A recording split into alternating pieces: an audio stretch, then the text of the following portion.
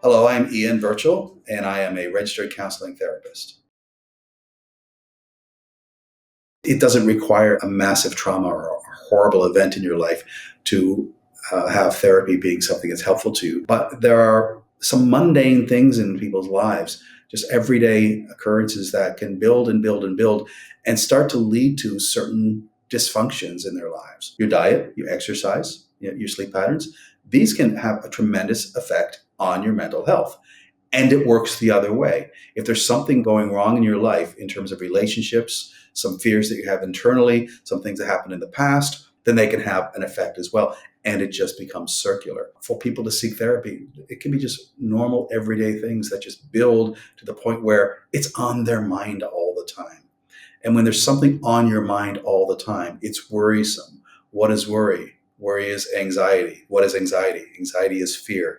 All these things get in the way of normal, healthy thinking and beliefs about the world and yourself and your place in it. And then they affect your behaviors.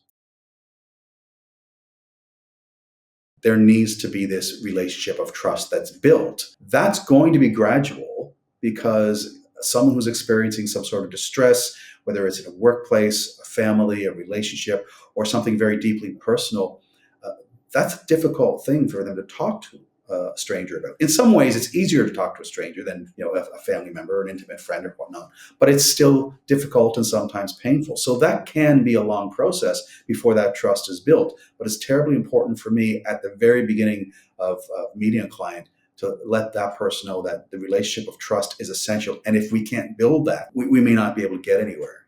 That doesn't mean that therapy isn't right for you, but I might not be the right therapist. And I want to be. I want to have you sit and tell me who you are. All I know about you the first time you sit down is your name. For the most part, I really know nothing. And that's what I want to know is, who are you? Where have you been? What's your journey that has brought you to sitting here right now?